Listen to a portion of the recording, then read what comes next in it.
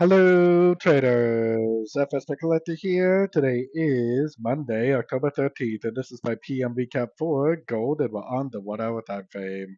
So, gold just kept on drifting up today, making new all time highs as it goes. Now, this is why every single day for the past like 3 weeks I've been saying nothing but longs at the end of pullbacks. We went beyond the 238% Fibonacci extension, like I was saying this morning. I think the 261.8 is probably the more likely area for a big resistance. That 261% is actually at the 4,310.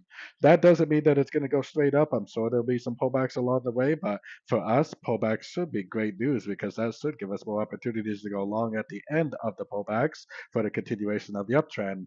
I wouldn't even bother put a Fibonacci retracement on here unless we get a break of structure. If we get a break of structure, throw your Fibonacci retracement on there, look for three-way pullbacks, look for more long entries, or go to a much shorter time frame and look for three-way pullbacks and look for long entries if it just keeps on making higher highs and higher lows. So anyways, don't forget to check out my website linked over here in the corner. And as always, thank you for watching and happy trading.